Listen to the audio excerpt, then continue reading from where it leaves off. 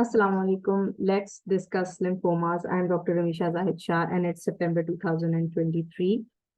Today, we will be talking about large B-cell lymphomas.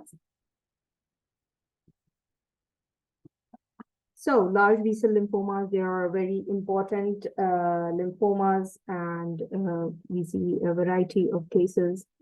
So there's a long list of large B-cell lymphomas, and we will be discussing them. Don't get scared by this long list. We will try to cover them one by one and as much as we can. So diffuse large B-cell lymphoma, NOS, diffuse large B-cell lymphoma, or hybrid B-cell lymphoma with MYC and BCL2 rearrangements. Another with molecular genetics, large B-cell lymphoma with IRF rearrangements. High-grade B-cell lymphoma with 11q aberrations. It's Burkitt-like, but doesn't have the characteristic MYC rearrangements, so it has 11q aberration. ALK-positive large B-cell lymphoma, plasmablastic, lymphomatoid granulomatosis, EBV-positive diffuse large B-cell lymphoma, fibrin-associated, fluid-associated lymphoma. Then DLBCL with chronic inflammation, primary large B-cell lymphoma of immune-privileged sites like CNS, testes, primary cutaneous large B-cell lymphoma, leg type, intravascular large B-cell lymphoma, mediastinal large B-cell lymphoma. Then we have mediastinal gray zone lymphoma and T-cell histiocyte-rich large B-cell lymphoma, and not to forget high-grade large B-cell lymphoma, NOS. So there's a long list, but when we approach a case with large cell morphology, we see the history of the patient, the site, morphology, and of course, IHC and genetics are then helpful. So let's look at the morphology of large B-cell lymphomas. So they have effaced architecture. The lymph node has effaced architecture. The cells are large. They have vesicular chromatin with prominent nucleoli. And how do we define this large? We define this large as a nucleus size that is more than or equal to the size of a histiocyte nucleus, or more than the size of 2 lymphocyte nuclei. So as we can see here, these are large cells. They have prominent nucleoli. The chromatin is vesicular. They can be immunoblastic with a single prominent nucleolus. They can be centroblastic with multiple nucleoli, or then they can be anaplastic, that are CD30 positive. IHC. Let's look at the IHC. It's a B-cell lymphoma. So first of all, we are going to apply the B-cell markers. They would be CD20 positive, FAX5 positive. Ki67 is often very, very high. It's almost 80 to 90% in cases. The T-cell markers are negative when we are talking about a large B-cell lymphoma, that is NOS, and there's no background T-cells. So T-cell markers will be negative. And these large cells, they are not going to stain for the T-cell markers. So once we know that it's large cell morphology and CD20 is positive, what next? The next set of IHC we are going to apply is to determine the origin of the cell. And then we apply, for that we apply the Hans criteria.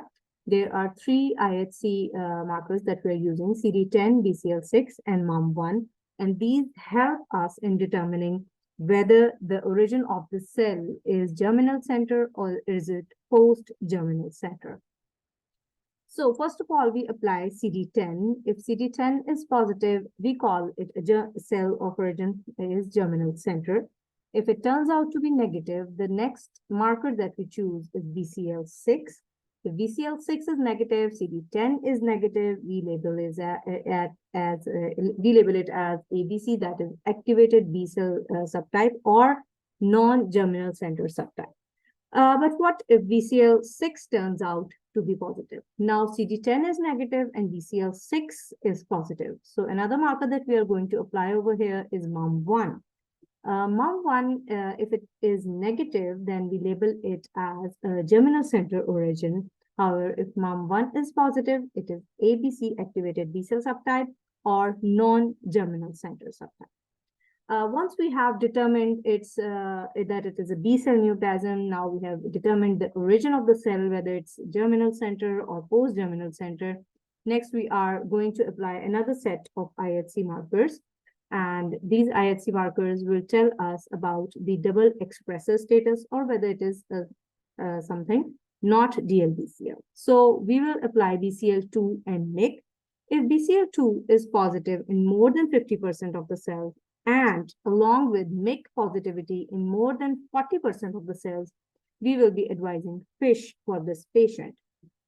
So what are the results of FISH? If we get negative for the mutations, but IHC is positive in BCL2 in more than 50% cells and MYC positivity in more than 40% cells, we call it double expressive, which means that it is expressing the IHC, but there are no genetic alterations as detected by FISH.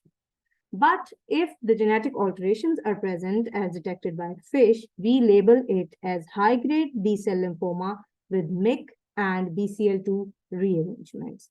So once we are going through the IHC slides for BCL2 and MYC, we see the positivity. We have to advise FISH for it.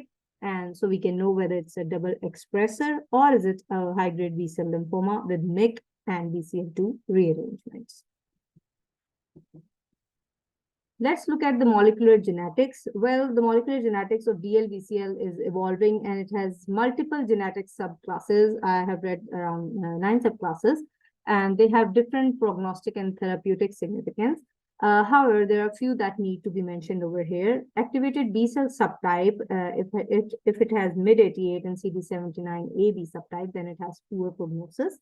Activated B-cell subtype with Notch2 BCL6 rearrangements, they have good prognosis. And if we have germinal center subtype, EZH2 mutations, it's again good prognosis. So these are some, I would say, a very summarized version of prognosis depending on the molecular genetics. Like I said, there are multiple genetic subclasses and exact prognosis can be determined by the exact subtyping.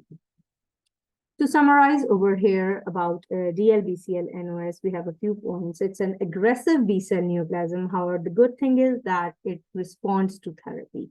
So the disease is aggressive, but the good thing is that it responds to therapy. What are the poor prognostic factors? The poor prognostic factors are ABC subtype, double expressor status, and MYC translocation. Now, moving on, let's look at the cells. If we see some large cells, but there's some variation on IHC. So we look at the slide, we see there are large cells with vesicular chromatin and prominent nucleoli, but as we apply the IHC, we get a few different results that we were not expecting. So what can happen? We have to think out of the box now. So if we're looking at a slide that is CD20 positive, but we also see that it is CD5 positive. So what could it be? As you can recall that mantle cell lymphoma and small cell CLL, SLL, both are CD5 positive. So why are we seeing that over here in large B-cell lymphoma? Because mantle cell and CLL are small cell lymphomas. So you may recall that mantle cell lymphoma has a pleomorphic and a blastoid variant. So when we see large cell morphology and the cells are CD20 as well as CD5 positive, we have to rule out mantle cell lymphoma is pleomorphic or blastoid variant, and we can use cyclin D1 and SOX11 IHC for that matter. And if we are suspecting Richter transformation in CLL or SLL, we can confirm it by CD23 positivity. So CLL, SLL, and mantle cell lymphoma are small cell lymphomas, but we all know that they can have variants that have large cell morphology, like Richter transformation of CLL, SLL, and blastoid and pleomorphic variants of mantle cell lymphoma. Another interesting scenario can be seen when we see large cell morphology, but on applying the IHC, we see that CD20 or B cell markers are negative, T cell markers are negative as well. So we have to apply another set of markers, and these markers are going to help us in determining the variants of DLBCL. So if CD20 is negative, CD3, 4, 8 are negative, T cell markers are negative. Now we are going to apply the plasma cell markers, EBV, HHV8, and ALK. This is the basic panel that we will be applying on lymphoma that is negative for B cell and T cell markers. So let's get to the first scenario that we will get in CD20 negative. scenario when the plasmablastic markers are positive. So B cell markers are negative, T are negative, CD38, 138, and MUM1 is positive. CD30 is positive, but ALK is negative. And EBER is positive, but HHV8 is negative.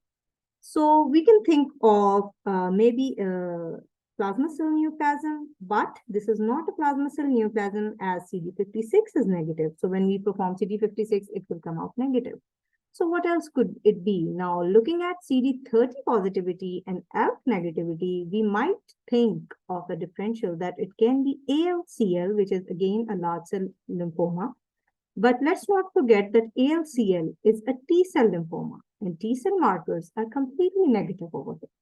So what could it be? A lymphoma that is B cell and T cell negative, positive for plasmablastic markers, but not CD56, positive for CD30, but negative for ALK and T cell markers, and EBV positive. Well, it's plasmablastic lymphoma. This is lymphoma, B cell lymphoma with poor prognosis, and it has MYC rearrangements. Now let's look at another scenario. The B cell markers are negative, T cell markers are negative. The plasmablastic markers, that is CD38, 138, and MUM1 is positive. Now CD30 is negative and ALK is positive.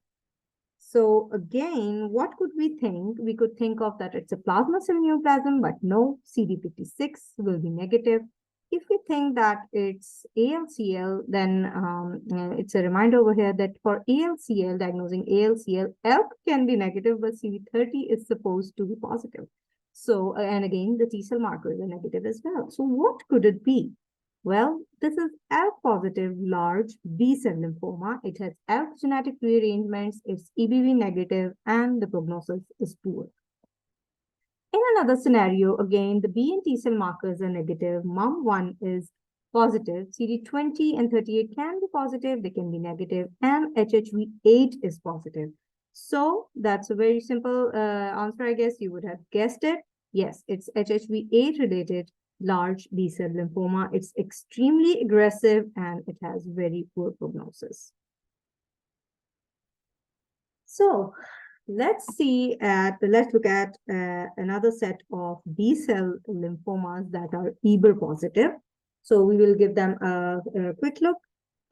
So first of all, we see that lymphomatoid granulomatosis is mostly seen in lungs, but can occur at other sites also. Lymphomatoid granulomatosis is EBV positive. However, it has a specific pattern. It's angiodestructive and angioinvasive. Then we have fibrin-associated large B-cell lymphoma. There's no mass formation in this lymphoma. However, the cells are seen embedded in the fibrinous material, and it has excellent prognosis. Then we have EBV positive large B-cell lymphoma. For labeling a tumor as EBV positive large B-cell lymphomas, at least 80% of the neoplastic cells should be EBV positive, and we must rule out other immune deficiency conditions. And again, as EBV positive, we have discussed plasmablastic lymphoma. It is also EBV positive. Now let's give a quick look to mediastinal lymphomas. There are two kinds of mediastinal lymphomas that we are going to, the B-cell lymphomas, mediastinal B-cell lymphomas that we are going to discuss over here. One is the primary mediastinal large B-cell lymphoma, and the other is gray zone lymphoma that we will be discussing over here. The primary mediastinal large B-cell lymphoma has large neoplastic cells, as are seen in large B-cell lymphoma, and it has a distinct stromal sclerosis. Now, this is a word of caution over here because the sclerosis makes these cells look stretchy and spindly.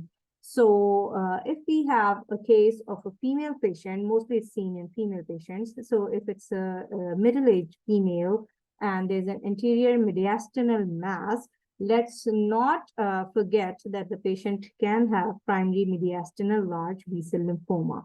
The B-cell markers are positive, CD45 is positive, and the characteristic feature is that CD23 and CD30 is positive in primary mediastinal large B-cell lymphoma.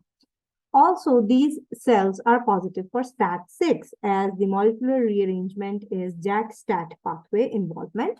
So let's not confuse it with SFT at this site, which is also common over here. So we must look at other markers, and let's not again forget that the cells over here are stretchy and spindly, and we must not confuse them with SFT or a thymoma. Next is the mediastinal gray zone lymphoma. Again, the cells are neoplastic and medium to large, and a sclerotic stroma. They can be spindly. CD30 is strongly positive, while CD15 can be positive, or they can be loss of B cell markers, but EBV is absent. This lymphoma lies between B cell lymphoma and Hodgkin's lymphoma, and hence it's labeled as mediastinal gray zone lymphoma. Next, we'll be discussing T-cell histiocyte-rich large B-cell lymphoma. Again, it has large B cells that have vesicular nuclei with prominent nuclei, and the background shows scattered lymphocytes and histiocytes. There's a near absence of B cells in the background, and these cells, these scattered lymphocytes, these background T, they are T cells. So when we look at the IHC, we see a very different pattern. We see that the large cells scattered are CD20 and PAX5 positive, CD30 and 15 negative. But keep in mind that few of them can be CD30 positive as well, but CD15 will be negative. The background lymphocytes are CD3 and CD8 positive. Now, this CD8 positivity is very important, as the important differential of T-cell histiocyte-rich large B-cell lymphoma is nodular lymphocyte predominant B-cell lymphoma, NLPBL, which was previously called NLPHL. So, in NLPHL, the T cells that form rosettes, they are CD4 positive. They have a helper phenotype. But T-cell histiocyte-rich large B-cell lymphoma, the T cells in it are CD8 positive and have a cytotoxic profile. So this is an important clue in differentiating both of these. And we must also quote over here that NLPBL and T-cell histiocyte-rich large B-cell lymphoma are a different spectrum of process. So we must differentiate them, as NLPBL is indolent and has excellent prognosis, while T-cell histiocyte-rich large B-cell lymphoma is an aggressive neoplasm. IHC also shows reactive histiocytes in the background that are CD68 and CD163 positive.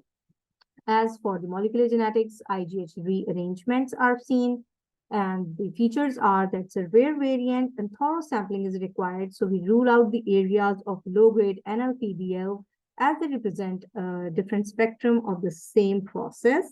There's difference in prognosis of both of these, so we must sample it thoroughly, and we will discuss this differential more when we are talking about NLPBL. So this ends our discussion about large B-cell lymphomas. There's some recommended reading material that will be helpful, hopefully. Thank you for listening. Allah Hafiz.